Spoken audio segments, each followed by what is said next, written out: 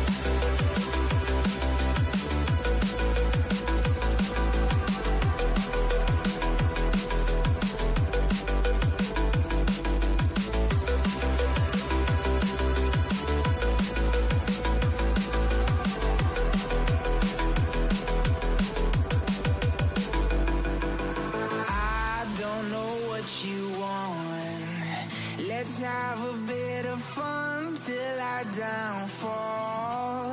My love, if you feel like I do right now, don't say you're on the run to the other side. My love, you say you wanna try, but you never do. Sugar, there's a reason why we lose.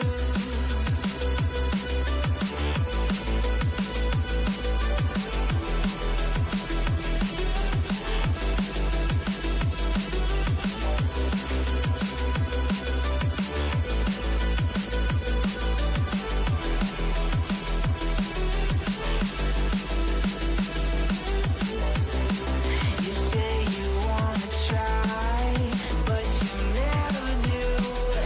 Sugar, there's a reason why we lose. You say you wanna cry, but you never do. Sugar, there's a reason why we lose.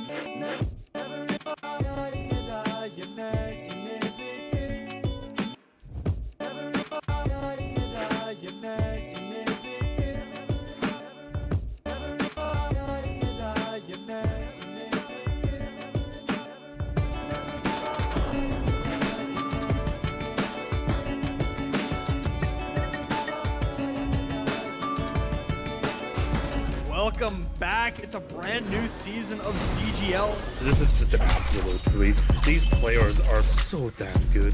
銀河を放だ the talent on these teams is undeniable. Everybody on every team right now is making plays. It's going to be an exciting start to the season, and it'll just get better from here on out.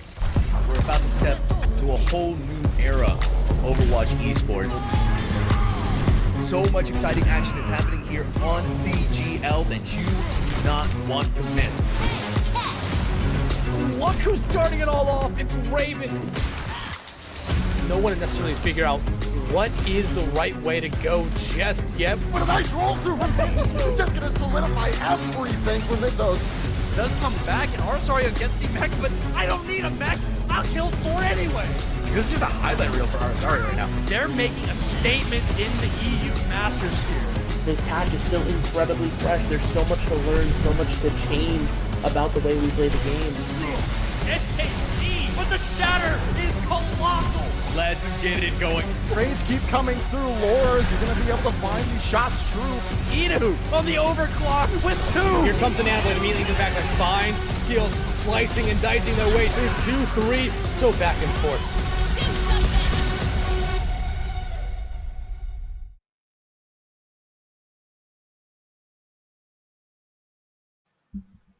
All right, good evening, everybody. Good evening. We're in Europe now, I think. Welcome back to CGL Season 13. The playoffs continue here in the PCEU Open Bracket with an elimination match between Baiters and ChaosCo. I'm joined for this match by Megalas. You ready to get this game rolling? Yeah, absolutely. Like you said, Fletch, we're here in the elimination zone, right? There's no secret third lower bracket that's hidden somewhere. You know, when you're done here, you're done. So this is where teams really got to put their all into it, their backs against the wall, and they got to start making these lower bracket runs come to fruition. Yep. And I mean, it's never a great feeling to be in this lower bracket, but these teams, they both think that they can keep going and stay alive here in this lower bracket. So, you know, I guess without further ado, let's get a look at our challengers here. First up, we've got Baiters with Artie and Tommy B on the DPS, Kev on the tank, Johnny Scrims and Jesterol on the support line. Baiters were, you know, below average or average at the very least in the regular season. They went 4-4. So, you know, they really are holding on with all that they've got here, and they want to upset ChaosCo. I mean, yeah, exactly. It's just this 5-person squad here. And sure, you know, regular season you went 4-4, right? But you made it to the postseason. You got yourself over that finish line. And sure, you know, upper bracket, it's always going to be one of those things where your matches aren't going to be favored your way, right? You're going to have to go against those top dogs because we have a whole picking show for a reason, right? These teams, they get selected because they feel inferior. So it kind of helps to the mental game, but who knows, you know, maybe this is the pressure they need in order to truly come alive. But their opponents on the other side, ChaosCo, I mean, they're going to be a difficult team to beat, to say the least. We have Spectox, a Bounty Knight on the DPS, Eternal Salt starting on our tank role with Dragon Breath and Eyelight on those supports. And really, this is just another solid squad, Fletch. Yep, they went 6-2 during the regular season. I'm just stupid. I'm trying to figure out who they played in the first round. ChaosCo went up against EF Flexodiacs, which that team's very good. I don't know if y'all. Well, actually, we're in EU. I'm sure y'all know how good Flexodiacs is. They're fighting to stay alive in the main event in OWCS right now. So, you know, not a bad team to go down to there if you're ChaosCo. Nothing to, you know, be sad about. That's a very strong team. But you can stay alive here. You know that you're the favorite going into this series. People's eyes. So I do think that, you know, I think that they could definitely have a pretty good shot at keeping their season alive here. Yeah, absolutely. And I mean, it's sort of two sides of the same coin, right? On one hand, you know, Chaos, they should be feeling confident. They should be feeling calm as the favorite, as this, you know, better team, better season, better standings, the whole shebang. But the exact same side, the other side of that same coin, I should say, you know, Baiters, they're just here. They're here. They realize that they have no pressure on them because nobody expects anything from them. It's just them showing up and doing what they do best. So it really can sort of pendulum swing both ways here. But, you know, a series has to start somewhere. And it seems like our first map is going to be Samoa. You know, this is the PCEU open tier, so I do expect, you know, more meta compositions with that Orisa, with the Sojourn Tracer and whatnot, what have you. I wouldn't be surprised to see like a Ramatra or something like that, just because this is EU. But I think the horse is where we're at, and I think the horse is where we're gonna stay. Yeah. I mean, the horse is here. There's no other words for it. Orisa is so survivable, and it really comes down to being able to cycle your cooldowns, making sure your cooldowns aren't pressured out or forced out in situations where you might need them a little bit later on, because you have to constantly be this frontline annoying presence on Orisa, so that way your DPS have the space to work with. They're able to, you know, get damage done, whether it be on the Tracer, the Sojourn, you know, whatever people end up locking. It's just those happen to be kind of the meta picks right now. Yeah. I mean, what else can you say about Orisa that hasn't already been said, right? It's like, yeah, she's strong. She's scary. She's intimidating. Sojourn Tracer, too, you know. It's just... I'm a little bit tired of it, I'll be honest with you, Megalaz. I'm not. I am. Yeah, well, you're a freak, so that's not surprising, but... I am the Orisa stand here, and like I said, there's a bit of nuance to it that a lot of people don't see simply because it feels like, sure, it's gotten a little monotonous, but really, this composition, as much as people like to focus down on the Orisa, every single person plays a vital role. You know, the reason you're opting into the Kiri over, you know, heroes like Baptiste or Moira potentially is because that cleansing Suzu, it needs to come through to, you know, cleanse Orisa cooldowns when they come through, you know, if a teammate is caught by a spear at the wrong time or things of that nature.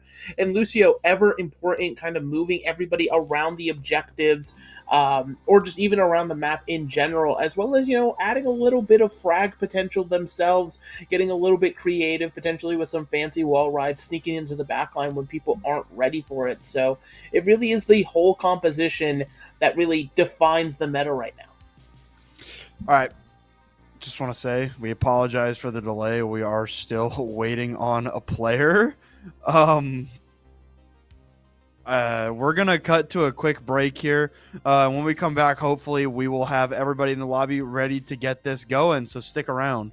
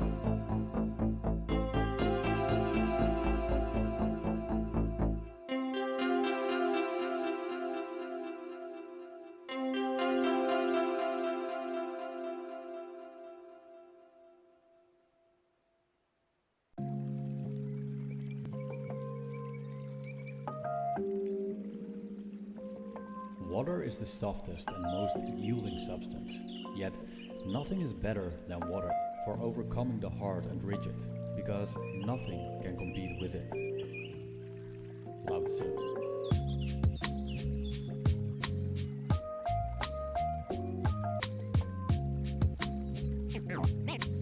Name straight, new wave.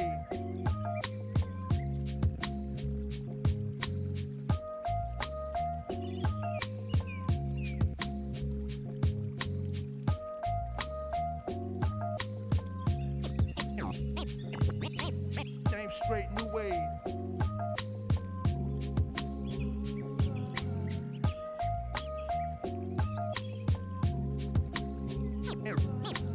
Name straight, new wave.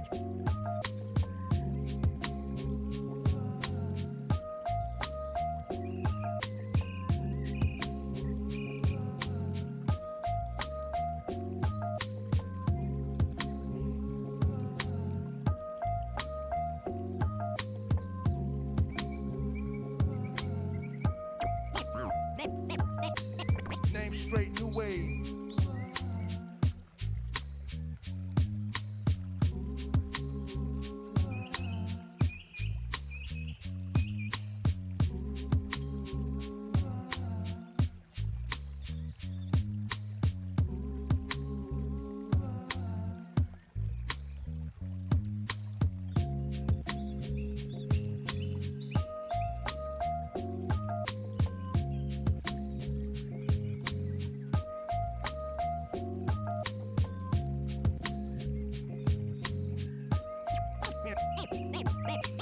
Name straight, new wave.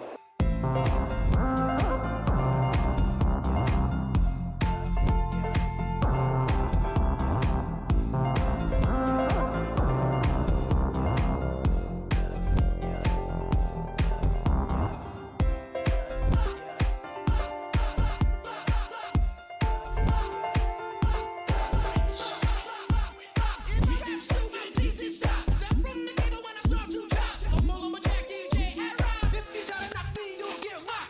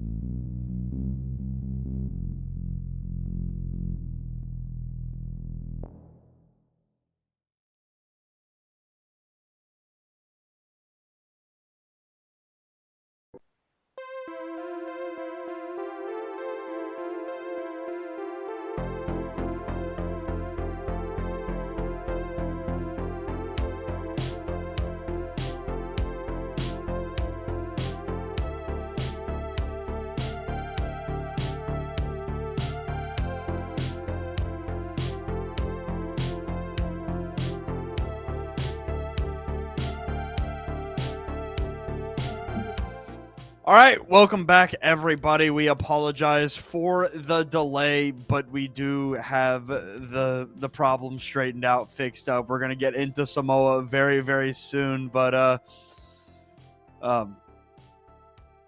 don't know how to keep that going. We got the problem fixed, Megalas. You got anything to add to that? Yeah, so just basically to swap up, ChaosCo Bouncing Knight is not eligible to play for this match for some shenanigans that are happening on the sideline, so the STS is stepping in on that DPS role from the team sheet, so just a little bit of a swap up.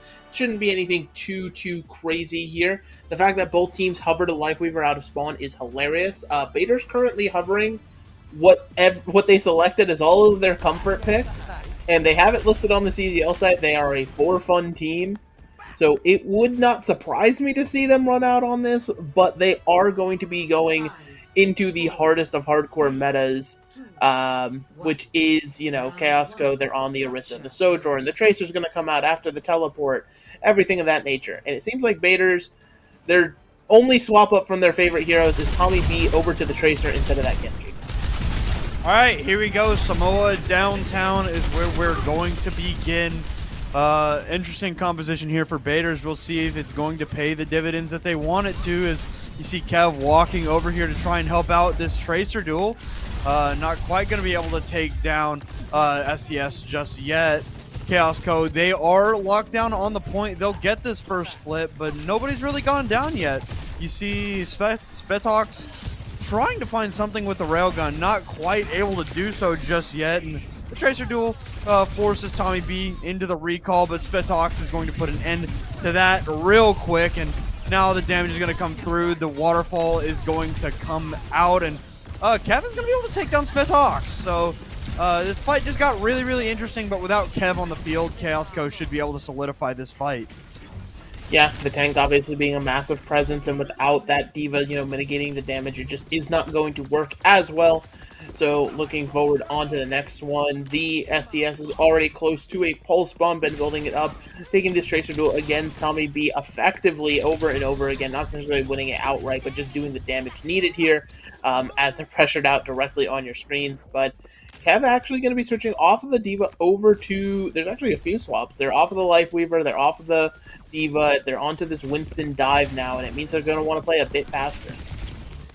All right, we'll see if this swap is going to work out, as STS tries to, you know, try and keep tabs on where Tommy B is at.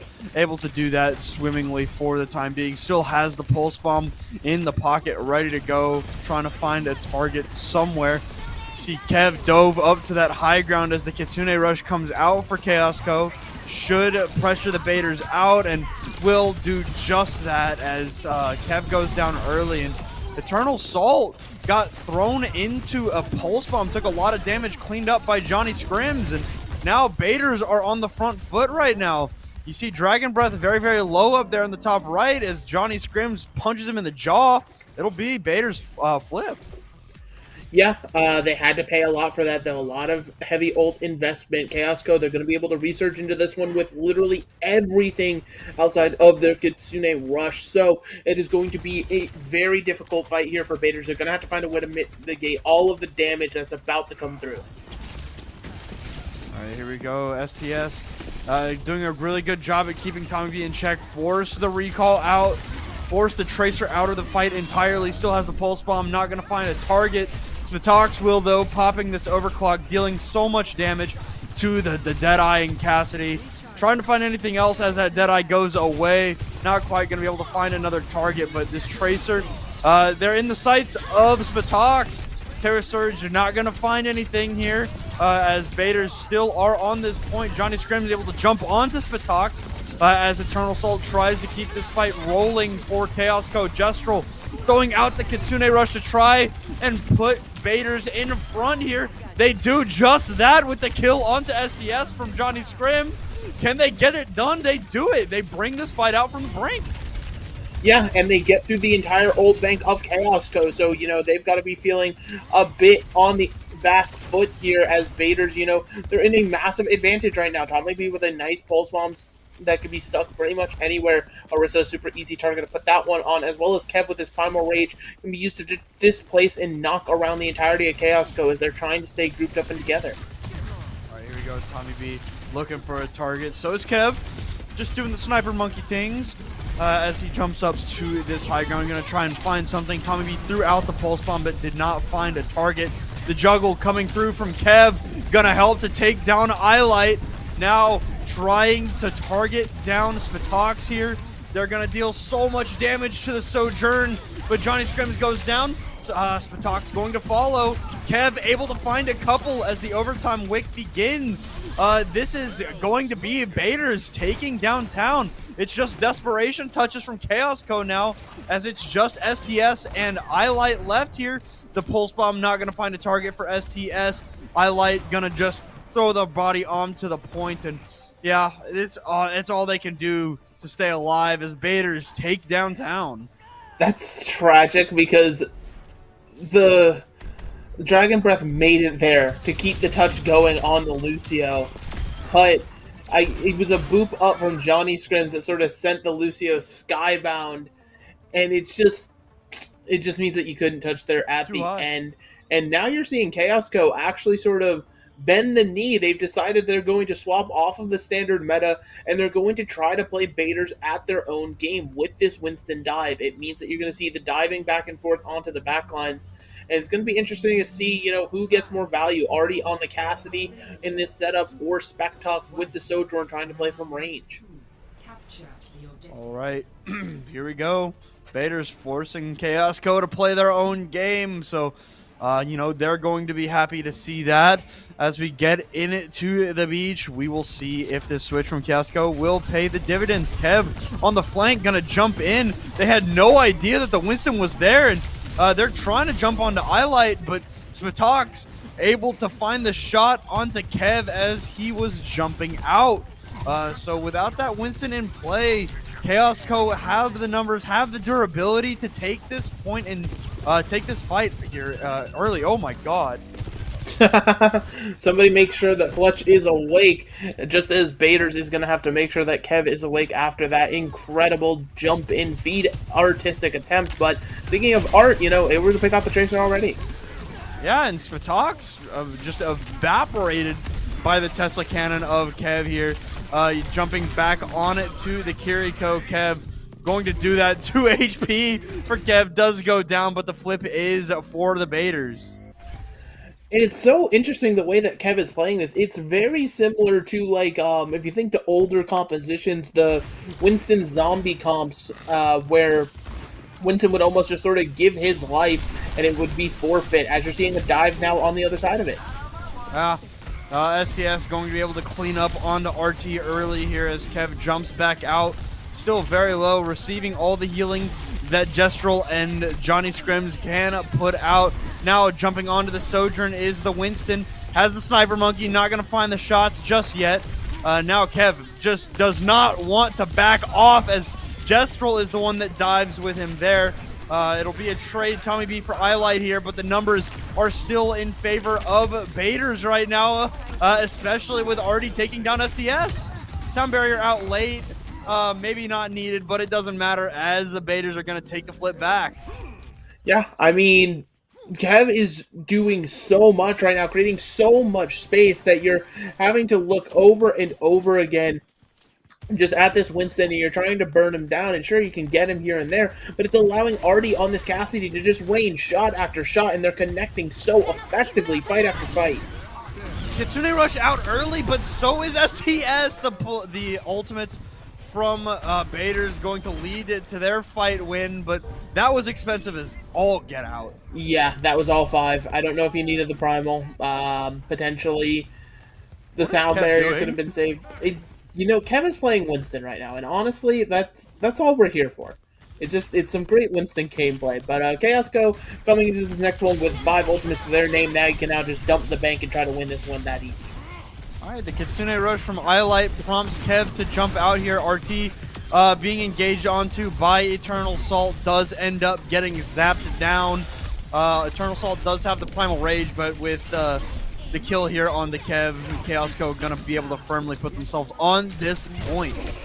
Whoa, Spectox popping an overclock incredibly late into this fight. That might be one you want back, but you know, you still have the Primal Rage from Eternal Salt as well as Dragon Breath Sound Barrier, both of which can be amazing tools here to secure what could be 2 final fights to get the round in your favor. Meanwhile, Baiters, they're still running on empty in that ult economy, so they might have to try to take this one slow, let it get to 99 before getting a real fight out. All right, 77 for both teams. Now ChaosCo taking the lead. Tommy B wants this fight on to Eternal Salt, who's going to pop the Primal Rage here. Tommy B just getting thrown to the low ground here as Eternal Salt is taking so much damage. Gonna go down here, no doubt. Does go down to the Peacekeeper of RT here. There will be a trade, however, so not a bad fight for ChaosCo here as the Pulse Bomb comes out. A beautiful Pulse Bomb from Tommy B to take down Spectox through the sound barrier. Now Johnny Scrim's gonna throw out their own sound barrier and force ChaosCo away. Yeah, I mean, you realize that there's not going to be an overclock anytime soon because of when it was wasted, and you might as well mirror the barriers to secure that fight. So now, heading into the guaranteed final fight of this map with Recall already out from the STS, it's going to come down to really who can make the biggest hero play. Yeah, well, it'll be Kev jumping in on to the back line of ChaosCo as, I mean, just doing so much damn. Rage. Just a bit of a celebration here for Kev and Baiters as they punch up in map number 1. Yeah, and punching up indeed. You know, ChaosCo, they definitely felt like they were on the back foot. That round 1, they're playing meta. They get outpaced by the Winston. Then they say to themselves, you know, oh, that's fine. We'll still play it our way. We'll still do what we need to do. And it just still, even on this mirror composition now, despite the fact that they weren't fully mirrored, the Cassidy being the main difference maker, they weren't able to get it done. Yeah, I mean, it's exactly what you want to see from Baiters, right? If you can force another team to play your game, that's always going to be beneficial to you. Because in theory, the Orisa, it's just a better composition right now. It's so anti-dive that most of the time Winston just gets nothing done against the Orisa these days. So to be able to force ChaosCo to say, okay, we have to get off the Orisa right here, and we have to go over to the Winston ourselves, and I mean, that's just going to be a boon for the people that are forcing the switch every single day of the week. Yeah, exactly. And I mean, I don't even know if they necessarily needed to get off of the Orisa. I don't feel like it was a problem or anything like that. You know, there's a reason Orisa's been the established meta for a while now and not Winston. And it simply comes down to the fact of that survivability. And, ChaosCo, they weren't really taking advantage of it. Their rotations were kind of sort of sloppy. They were a little bit discoordinated with each other. Nobody really felt on the same page. And when you're going over to a dive where that coordination is even more crucial because you basically all have to converge at a single point from multiple different angles, I mean, you're sort of setting yourself up for failure. You got to go back to your basics and really make sure that your synergy's in check before you're worried about any sort of fancy mirror ego duels. Yeah, I think that the core problem with that, right, is that they're not playing with the roster that they wanted to play with, which is always going to be a problem, but it's kind of unavoidable right now. Getting suspended is it's never very fun for anyone, especially when you're on an organized team trying to get things done and you can't play on your main account. So it happens, stuff happens. The great teams are able to overcome this kind of stuff, though, and ChaosCo, they had their moments where they looked fine, but once they switched over to that Winston, it just kind of felt like Baiters knew what they wanted. They had the strong zombie comp dive, which is what they say that they like, right? They said that they like zombie comp style Overwatch, and they played that immaculately. I mean, the Winston was just unabashedly aggressive, and it was honestly a beautiful sight to see, because you don't really get to see that that much solo play Winston get much value these days. So that was a little bit fun. So moving into map number 2, I'm interested to see if either of these teams are going to change anything here. Yeah, as we are heading on over to Hollywood, I expect, this is a map where Dive still kind of has a place even in this current meta of Orisa that we've been in, simply because, there's a lot of high ground and verticality to access across all 3 points that can provide such utility to attackers and defenders alike. I don't know if it'll specifically teams normally. They like to opt into the Diva more often than not, just because you can consistently go up and down with the boosters, the shorter cooldown, things of that nature. But I mean, hey, the Winston play is working for you so well. And just to highlight again, back to the zombie comp, yeah, it's amazing what a tank can do when the tank doesn't care if they die. Like, Kevin is in so many situations where they are okay with dying because they realize their team can win the fight because of it, right? They'll get their trade, and then after that, they know the team will follow up. And to have that consistency behind you that allows you to play with that reckless abandon, I mean, it's what makes zombie comp so effective. Yeah, I mean, Kev, for what it's worth, I mean, dying is not the main prerogative ever, but not mad to go down ever is just dealing so much damage. just so much damage. I mean, when you're jumping into people, stacked 3 on top of each other, you throw that bubble down, and you're just raising people. It's crazy how much damage Winston can do if you're just being that aggressive. It's really fun to watch. But I think also it's worth saying that the follow-up by Baiters was also great. Right? I mean, the Tracer play, the Cassidy of Artie, I mean, both of the DPS from Baiters were able to follow up so well on the Winston dive, and even if it was a little bit late and Kev went down, Kev had already done so much damage that Tommy B and Artie were just there in the back line to clean up the extra, 75 damage that they needed to confirm the kills. Yeah, and that's exactly what you need from these compositions. Like I said, synergy is the name of the game, and ChaosCo, obviously they're dealing with some potential out-of-game shenanigans being down a player, but being down one player shouldn't destroy your entire team's synergy like that, unless, maybe your synergy wasn't that strong to begin with. You were sort of just raw muscling your way through games, which you could definitely do in the regular season. But when you're in these playoff situations where teams are really going to be elevated to another level, that raw muscle, that raw firepower that you have just kind of fades away. So ChaosCo here on the offense, hoping to get their synergy back in check. Both teams highlighting the Winston for now. The key difference here, obviously going to be that Echo in place on the defense for Tommy B, versus, you know, the Tracer still for STS. So it's going to come down to if this Tracer can sort of find these flank angles and get into the backline exactly how they want to. Yeah, and we're gonna see the dive is really interesting here for ChaosCo. So I'm interested to see, like, are they going to adapt to how they play in the face of Bader's more defensive dive comp? So I guess we'll see as ChaosCo, they're just walking up the stairs to this high ground, and Jestrel knows that they're there. So gonna be a little bit of a nuisance. Walk down the stairs. STS very low. That recall not gonna be able to build that HP back up anymore. So happy to get healed, but Eternal Salt jumps in, takes so much damage, and with Dragon's Breath already dead, I mean ChaosCo, they just don't have the numbers or the follow up to try and do this, but they're gonna try anyway.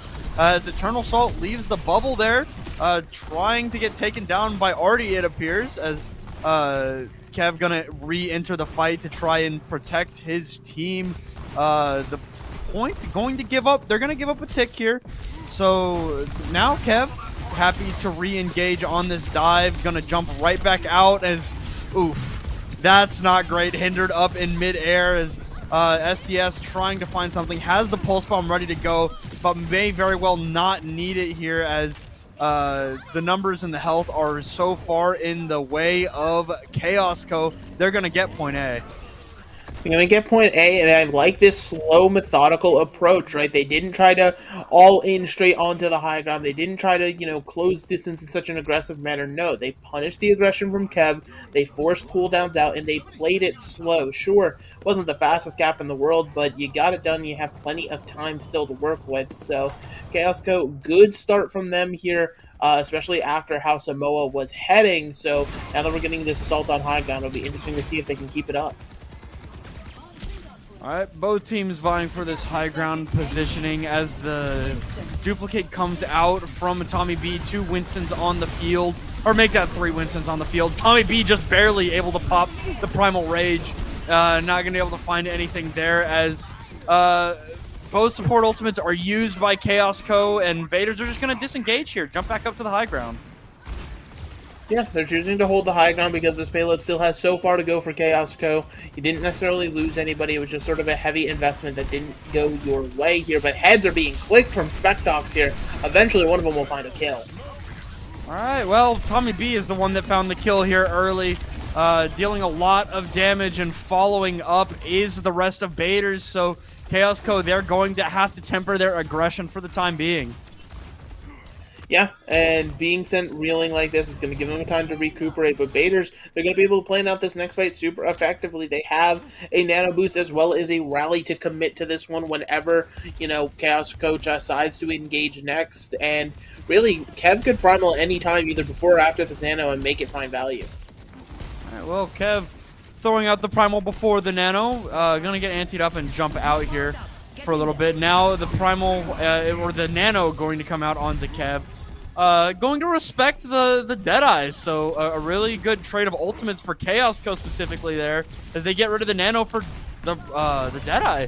Pulse Bomb is out and gonna take down 2 for STS. RT Jestrel out and buried there as STS tries to continue the rampage. Backhand to the back of Tommy B's head, and ChaosCo will continue their push.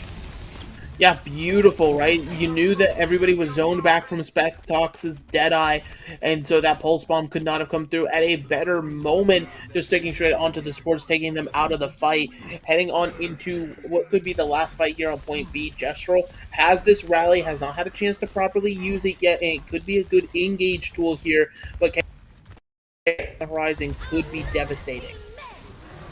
All right, now Primal Rage out from Eternal Salt. Jestrel using the rally. Eternal Salt just trying to boot people off of the cart.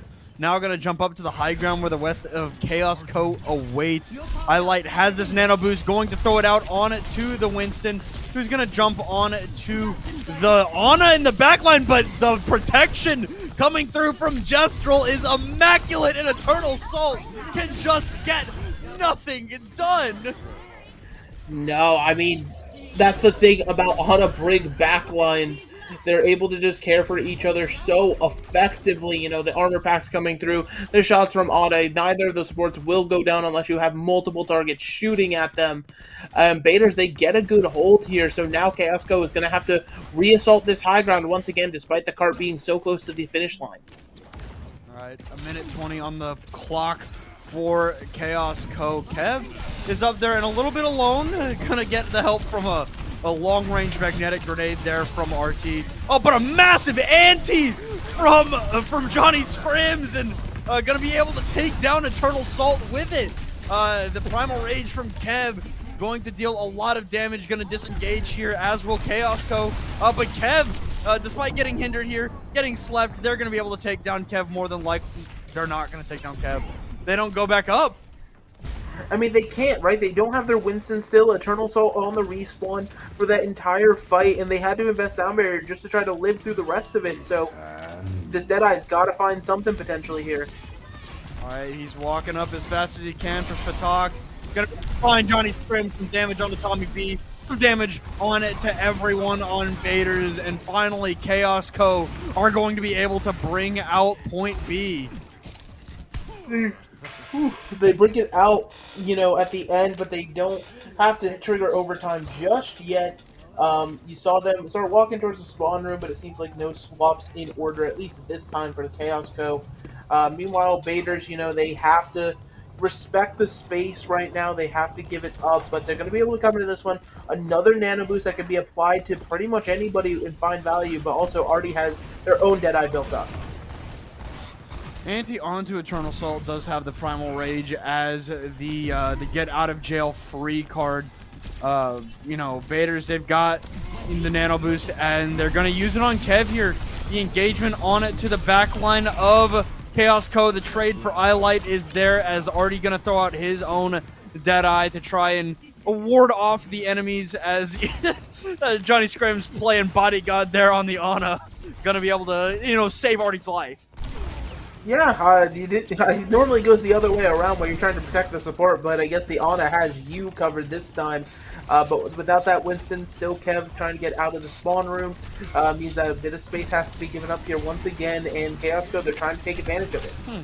But they're going to take advantage of nothing as Eternal Salt goes in alone trying to do their best Kev cosplay, but not quite able to get out alive there, as Baiters will push the aggression here. Gonna find the sticky bombs onto a couple there, as Tommy B has this duplicate. Gonna wait for final fight. Yeah, in this final fight, it's going to be so interesting, right? Because Eternal Soul has the Primal, and then it's about ChaosCo building these ultimates, and that's a great way to start.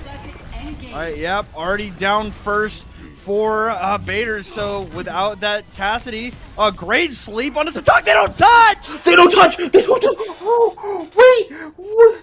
Huh? That cat... What?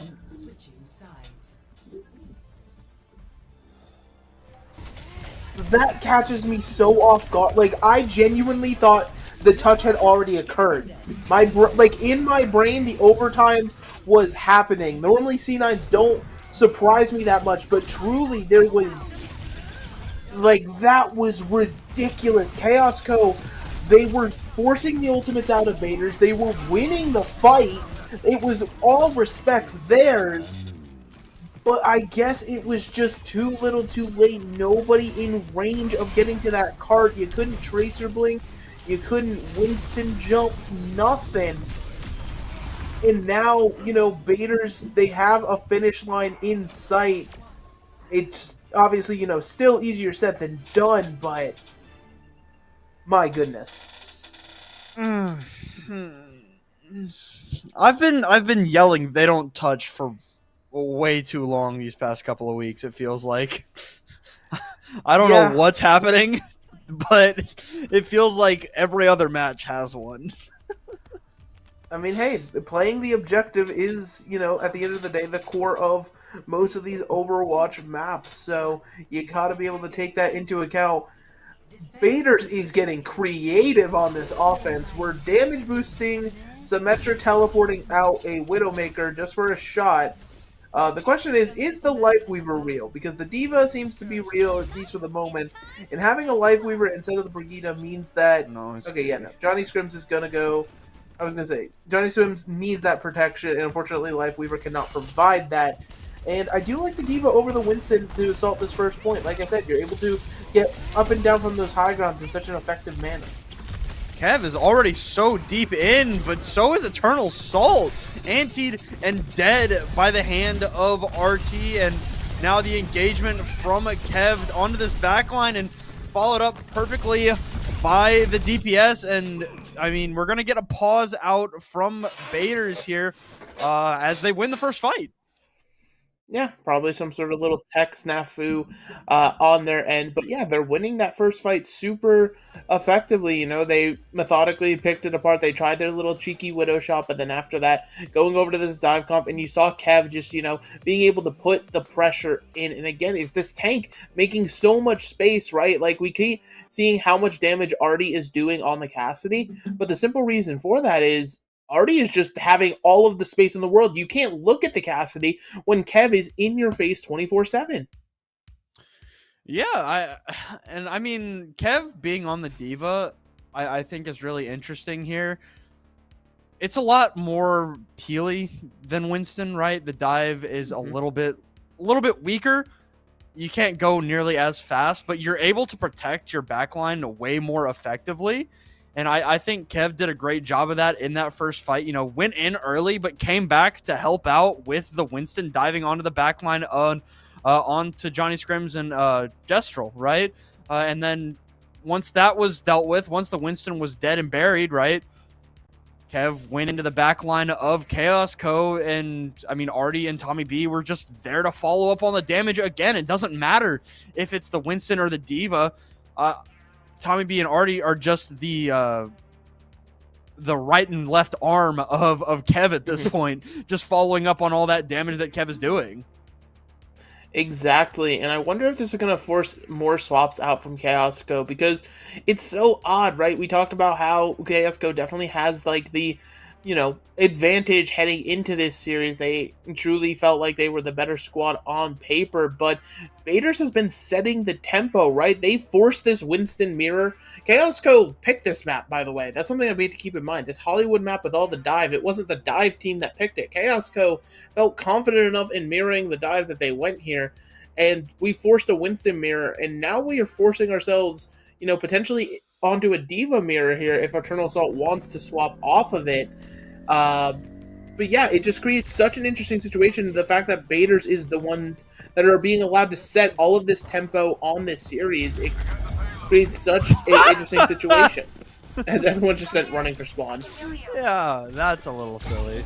Now gonna back up as Kev listening to some good old EDM beats. Spy checking for a Sombra that just doesn't exist. Listen, but you've played against Sombras enough, you'll do it too, trust me. Alright. Now ChaosCo, I mean, they want to engage, but STS is already dead. This Winston is hard in the backline, and they're just losing themselves right now. Kev almost got demech there, but threw out the self-destruct to get back into mech, but right now ChaosCo, they're just on the back foot. Yeah, being sent to the spawn room here once again, and that's always going to be the unfortunate situation here. ChaosCo, they're going to get another fight, but really, they've been stifled so hard. Nobody's been able to get above, you know, 57% for the Echo dupe. It's the highest they've gotten towards an ultimate, as Baders is just continuing to steamroll, but that's a good pick. Yep. Tommy B getting a little bit too aggro there, going to get cut in half by STS. But Eternal Salt gets traded. Anti out on it to STS as Smatox tries to find something, but Kev is finding everything. The cleanse is there from Highlight, but there's just nothing that ChaosCo can do despite a great first pick on a Tommy B.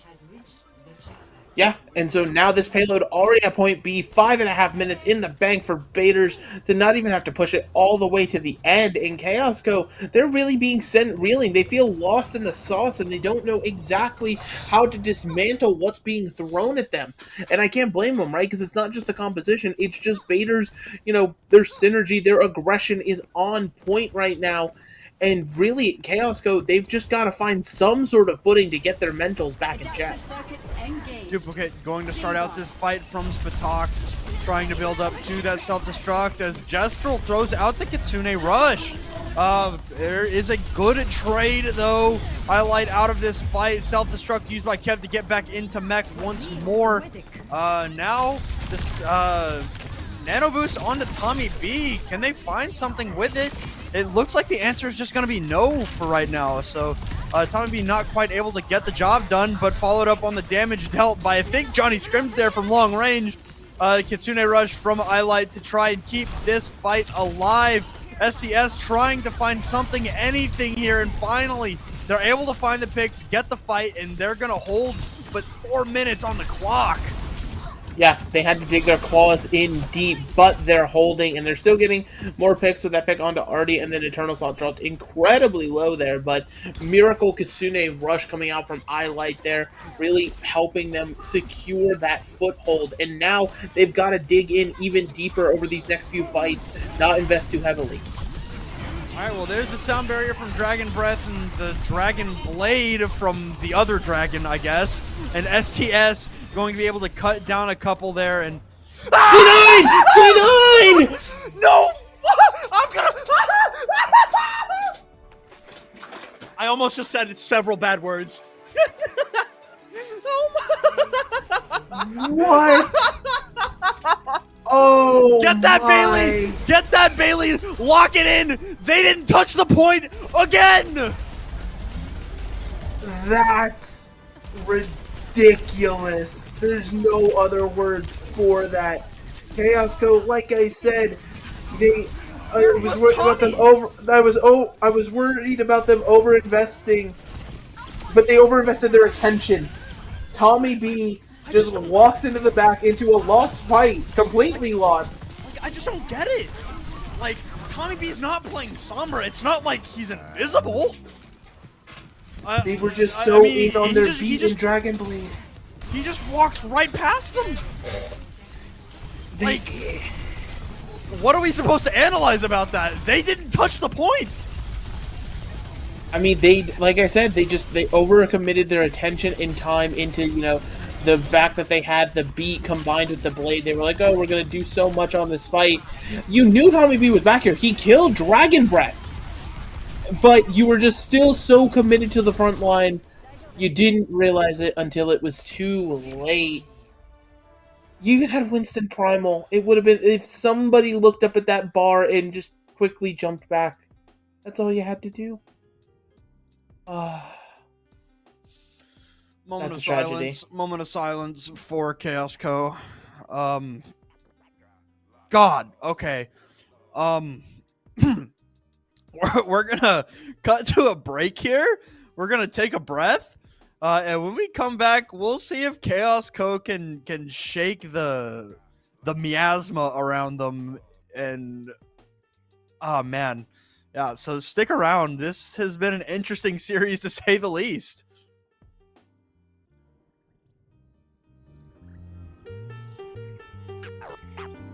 Got lots of love.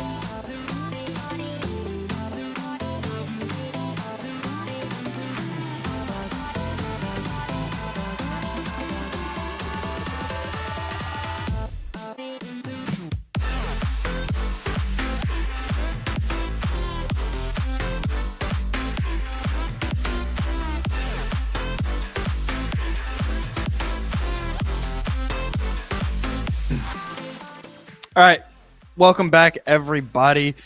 Dude, I'm just in awe of the spectacle that this match has been thus far.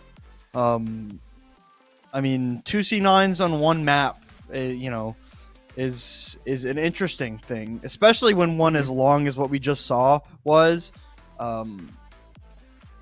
You know, you don't usually see those for more than a couple of meters, right? But I mean, that push from Tommy B, I'd like to say, started during the Dragon Blade. Yeah, it was. So we actually had the exact replay of it. Pretty much the second the blade came out is when the cart started being pushed.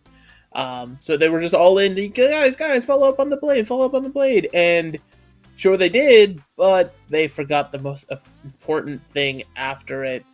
So now ChaosCo, they find themselves teetering on the edge of elimination. There's no other words for it, right? You have to reverse sweep the series to keep your season alive.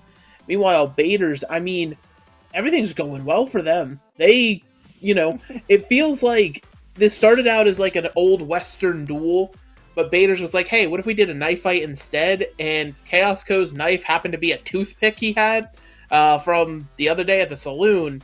And they just said, yeah, let's knife fight anyway. And it's just not going their way. Like, they're just playing into what Baiters wants to do time and again.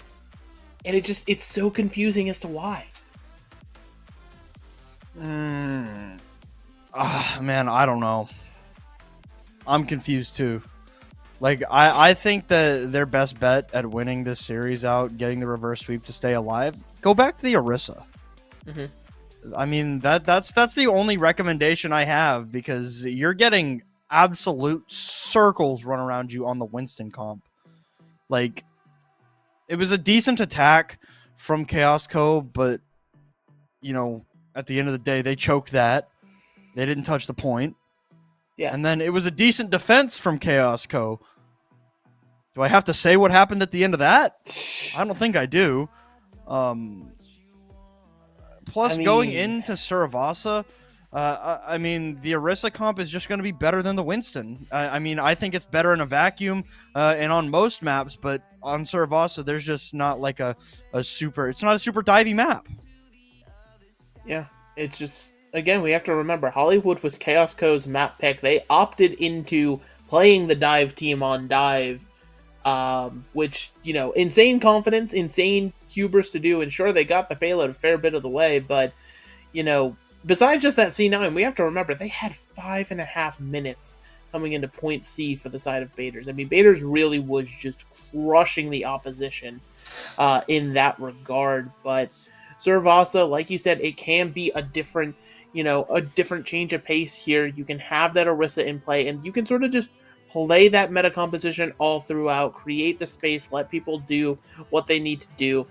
I think the best thing about Suravasa is seeing our observers scramble to find crocodiles is just great. I love it so much. Flatty Fred, my man. My man. Oh, yeah. Look at that yawn. Oh, yeah. Oh, yeah. Big dog. Big dog. All right. Okay. Yeah.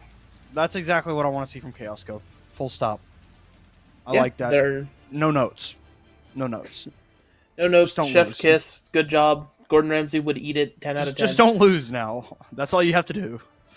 I'm going to be just perfectly honest. If Baiters is walking out of spawn on this composition, this is ChaosCo's to lose. The Roadhog, the Genji, you know, it's gonna be interesting, right? Kev, you know, is gonna have to be a hero in a lot of ways, because if you aren't landing hooks consistently, then you are just an 800 HP ult battery, and the first hook goes live. It does, in fact. So, not a great start, but it's just the beginning. As we get in it to market, gonna go wide on the second hook as well. Kev trying to find something here. Gonna go wide on the third hook. ChaosCo, they're on the point. They're fighting on the point with Baiters at the moment. Nobody's gone down as Tommy B tries to put the Shurikens to use in the back of Eternal Salt and finally a pick will come through from STS, and ChaosCo will take the first flip. And so that's exactly how ChaosCo has to play this, right? They started out trying to do some weird like rotation and kind of being wrapped all the way around, but you don't have to do that at all, right? This composition can sort of play pretty much on top of each other, have the Sojourner on a bit of an off angle, let the Tracer go where they need. And that's, how they can take these fights effectively. Now Bader's slowly walking in here, the Roadhog desperately trying to take space against the Metal Horse. I believe that is a fourth hook wide. As we are keeping count here, Kev being bullied has to pop the breather here. Gonna get some healing. Needs to find something with this chain hook. Eternal Salt has already and finally hits a hook, but against the worst target imaginable in Eternal Salt. So that will be the point going over to ChaosCo here. Yeah, that will be market going their way unless there's a crazy Lucio touch here, but I don't think that's going to be the case from Johnny Scrims. And yeah, the one thing Orisa lacks is mobility, and if you hook an Orisa into you, especially if she's full HP with her cooldowns, that's her mobility for you. So no ultimates invested from either team yet as we're heading on over to the temple. ChaosCo is going to have that advantage in positioning here, and they're lying in wait in the tunnel for exactly this, right? They're trying to see if they can catch people off guard, and the person they catch is going to be Johnny Scrims, that Lucio once again sent reeling. Yep. The zoning ult, or the displacement ultimate that Terra Surge is going to confirm the kill onto Johnny Scrims, and more than likely ChaosCo going to take this first point. They don't want to give it up to the Baiters just yet, as they're going to back up, use the Kitsune Rush for ChaosCo. Deadeye out from Artie, not going to find a target. Both Kitsune Rushes now invested in this fight. Nothing is happening right now. Nobody's really taking much damage, but ChaosCo going to lose control of the point as Kev finally going to hit a hook there, a good one. Not going to shove anybody into any corners, just trying to shove them back for the time being. Hook going to go wide there, as it will be ChaosCo forced back for the time being.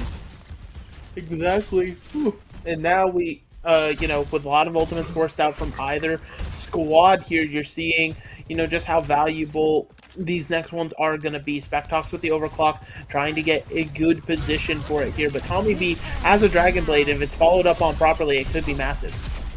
Alright, the overclock not finding a target just yet, but Johnny Scrims has. Eternal Salt going down into the water, not a great sign for Baiters, or not a great sign for ChaosCo, as the Baiters push the aggression. Yeah, they're just pushing their advantage because they have all the space in the world, right? They don't have to give anything up, but a little bit too far forward. Yeah, already going down, not going to be a great thing. That's a lot of damage gone for the Baiters, especially as Kev takes all this damage from the Orisa. Has to use the breather the best that he can. Just stay alive is the prerogative. Dragon Blade from Tommy B. Not sure. Okay, they're trying to jump onto Spatox. They're going to get the job done, so it will be a trade. Tommy B for Spatox. The flip still has not come through for ChaosCo, as Eternal Salt hooked into the fight here immediately, and I like going to pop this Kitsune Rush. Jestral going to follow up with one of their own Terra Surge from Eternal Salt. Going to find a lot of damage onto the Roadhog, and with RT going down, it's not going to be great here for Baiters. They're going to have to back up. Yeah, they can't continue to stay in this fight. There has to be an actual reset here from Baiters to make sure they get everybody back into this one. Tommy B just standing in. Okay, I'm assuming that pause was called because potentially some tech issue from Tommy B here, but besides that, they were able to get up to 99, and yeah, they're just happened. Genji decided to hit the internet with something, and so now ChaosCo, they find themselves at a good advantage. Yeah, and for what it's worth, the Roadhog looks better on Temple than it did on Market. Kev has finally started landing some good hooks here and there, and already still following up on that damage very, very well. But at the end of the day, I just feel like this Roadhog isn't the way to go. Especially on this map, where I think Orisa just trumps everything by a long shot. The only other tanks that have been traditionally like considered really, really good on Suravasa, you know, I'm thinking the Doomfist, I'm thinking the Junker Queen. They're just all hard countered by Orisa, and Orisa might, other than Ana, Orisa might be Roadhog's single hardest counter. So this is just a disadvantaged fight from Baiters all around. Yeah, I mean that's the reason Orisa's meta right now, right? Is every single tank can catch a spear to the face, and that's about the end of it, right? There's no sort of silver lining or great horizon beyond that, and you know, it is interesting to continue to play the Roadhog here. You know, Baiters is a 4-fun team. Maybe they're feeling confident since they're up 2-0. They can sort of just waltz their way through this map. They can put on the try-hard pants if they need to for map 4, but you don't really ever want to give up an edge all too quickly in a series like this, because I promise you, ChaosCo, they are hungry. They are looking for their chance to get back into this one, and I mean, handing them an inch, it could be the thing that gives them a mile. Yep. And I mean, with the loss of Tommy B, they just aren't going to be able to fight this. You know, they're going to be able to get one more fight, though, which is a good thing here for Temple. Yep, and I mean, this one fight, though, it could be determined by a massive pulse bomb from STS, and that's something to keep in mind. Or, you know, Spectox with this overclock. All right, so the Deadeye and the Sound Barrier out early from Baiters.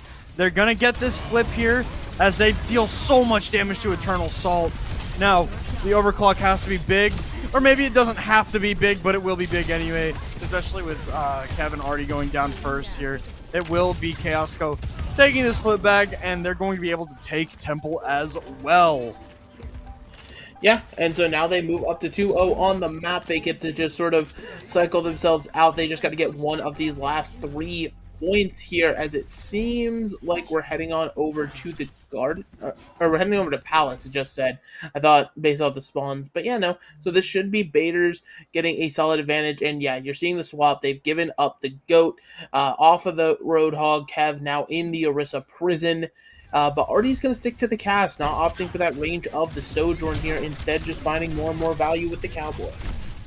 All right, here we go. Finally a switch up here from Baiters. They know where Tommy B's at. You see they're trying to take care of it, but Johnny Scrims pounces on the opportunity presented by Spatox. Throws them right into the water with Flatty Fred. Yeah, and now this is Baiters going to be getting a first point cap here. And, you know, this is exactly what they need to start bouncing back into this map. They're going to be looking down the barrel, though, of this Terra Surge, this Sound Barrier, and even Light is going to be matching toe for toe here on the Kitsune Rush. So ChaosCo has a lot of tools to try and re-engage and take this fight. All right, here we go. They're pressuring down on the point, but it will be a trade. Dragon's Breath for Tommy B. Kitsune Rush thrown out by Light, as well as a Gestrel. The Terra Surge from Eternal Salt not going to provide much there in the way of damage. Was very, very low, but I mean, just the regular primary fire will do just fine for that with the Kitsune Rush up. The Cleanse going to be able to avoid that magnetic grenade. Now both Sound Barriers out from both Lucios. Kev has the Terra Surge ready to go, can engage with it at any time, but you see they jumped on to the Tracer. Can they find the damage? They find Spatox with the Terra Surge. RT not going to be able to get away there, but Kev is on a rampage on the point, trying to find any damage that he can. He sees the Kiriko still alive and throwing out those Ofuda, but with Gestrel returning to the fight, the healing is also there for Baiters. Can they take down Eternal Salt in the face of both supports? The Cleanse says no, but RT has a Deadeye that could say yes. Can he find it? They find Eternal Salt run down by Tommy B, and RT going to be able to put the dagger with the Deadeye through Dragon's Breath, and the touches are coming through, but it's just all desperation for ChaosCo. Yeah, and it seems like it's just the last second touches coming through here. Nothing else going to be able to find its value on this point. And now Baiters is in a situation where they're going to start trying to fight this map back, right? They're not done with it just yet. And they're still just that one map away from claiming this series for theirs. And, ChaosCo, I feel like they've just got to be able to, regroup, take a breath. They don't have to invest too heavy into any of these fights. They just have to find their point that they can win, and they could even make it the last one. All right, here we go. Both teams, they used their ultimates very recently, but they build back up. Now, it's going to be the Deadeye that starts out the fight for Spatox, and Tommy B caught out. And, it's going to be a good trade here, but with Kev using that Terra Surge and Jestral throwing out the Kitsune Rush, it will be a great fight there for ChaosCo. Yeah, phenomenal fight for them as they're going to get the point ticking here on the Ruins. Baiters, though, they only invest the Kitsune Rush into that one, so they're going to come in, again, with just a lot of tools to work with. It's going to be that Terra Surge now from Kev that you're going to be looking towards, as well as Johnny Scrims really has the sound barrier to counter whatever they feel like comes their way. It could be a good fight for Baiters. All right, here we go. Eternal Salt runs right in.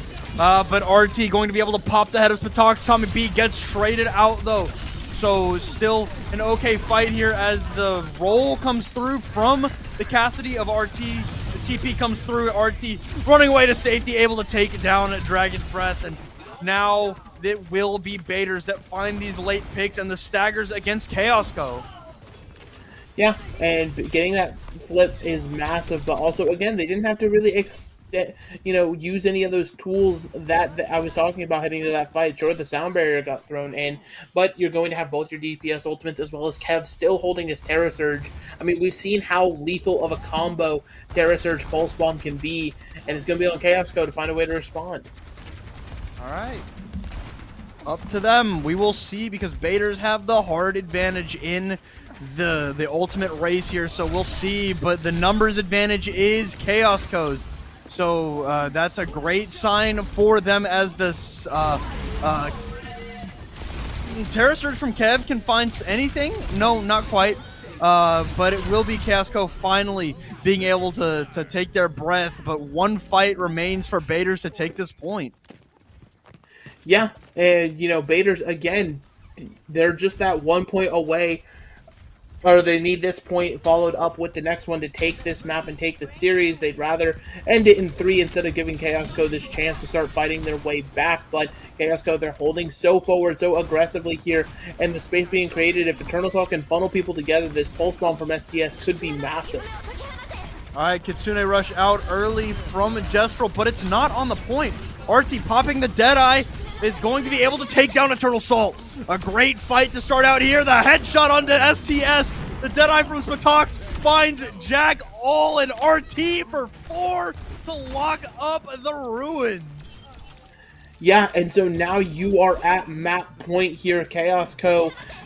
It's all in your favor right now to win this last point, because you just forced out Baiters using everything that they had there on that last point. You're going to have a good advantage heading into this one. But ChaosCo is actually making a swap, the Baptiste for Eyelight instead of the Kiriko, not valuing that cleanse, instead valuing the power of an immortality field as well as just more healing. But Baptiste is a little bit more susceptible to being jumped on by somebody like a Tracer, so that's something that you're going to have to watch. STS throws out the Pulse Bomb, not quite going to find a target here, but now getting run down by Tommy B. They know that the recall is not there, as Tommy B uses his and gets the pick onto STS.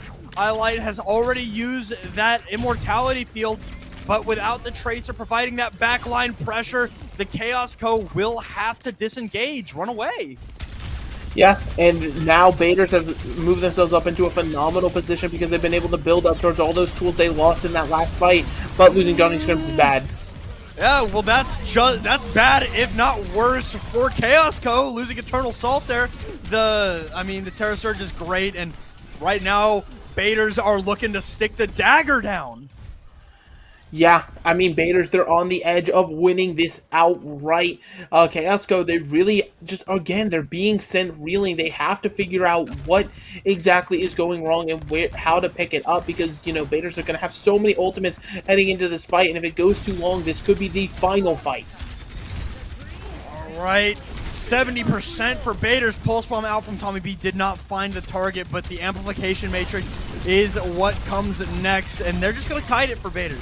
So a great job there just running away from it, but with this Kitsune Rush and Deadeye and everything from Baders, they use it all, and the house comes tumbling down for ChaosCo. The Baders punch up, and they knock ChaosCo out of the playoffs.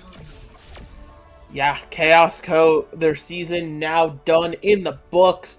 A favored matchup that just slipped through their fingers. Baders, they were playing their own sort of style for a lot of these comps, but they proved that they're just as good as anybody else on this meta composition with the Orisa in check. And, Baders continuing to move on through this bracket, right? This is a team that has such a good unpredictable factor. You don't really know what to expect, and they could really just sort of switch it up on a dime, force you into their own game, and before you know it, you'll fall just like ChaosCo has done today. And to the end of them forcing ChaosCo to play their own game, the second ChaosCo forced Baders to play their game, Baders was just able to play the game better. Just outright. The Roadhog, bad. Terrible. Don't play Roadhog, everyone. He's not good. He won't be good for a long time, and I hope he's never good. But the second that Roadhog left the field and the Orisa entered, Baders they were on a different level. Oh my god. Yeah, I think there is also a factor of that C9 was lurking in the back of a player's mind. That's always going to haunt you, right? Especially knowing that just ended your season. That's something that is going to sit with you for a moment and potentially not make you feel as comfortable. But I think it's also worth noting, right? You said before the series started that the Baders, there was no weight on their shoulders. Nobody expected anything from them coming into this playoffs, so they didn't have those expectations that ChaosCo had to win this series because they were the favorites, right? So I mean, they played like they were having fun, and that just leads to a win.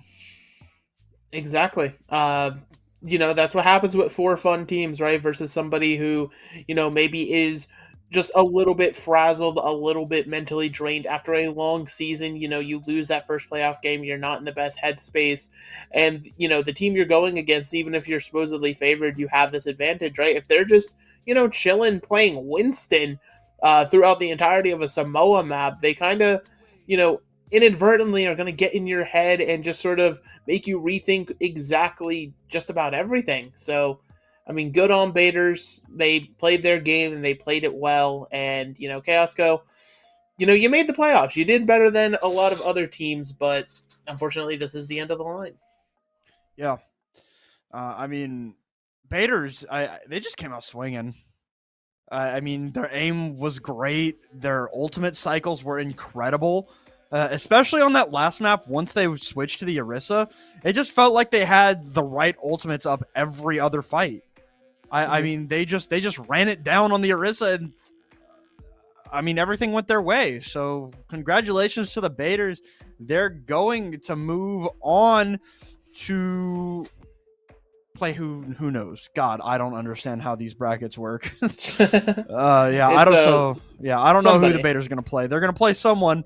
I mean, congratulations to them. Their season is not over, but you know what is over? This stream is over. Nicholas, do you have anything else to say before we head off here? No, just a pleasure as always to cast alongside you. Great production crew here at CGL, and it's always fun. Playoff Overwatch is great. Teams really can elevate and fall by the wayside with that pressure, and I'm just excited to see more of it as we get deeper and deeper into all these brackets. All right, so thank you all for watching. I hope to see y'all in the next one. We've got maybe a couple more streams today. We will have to see if we can get the people for it, but look forward to that. Keep the notifications on, and I hope you enjoyed this series as much as we did. I have a headache, so we're going to cut it here. Thank you all for watching, and I hope to see you all in the next one. Have a good night, everyone.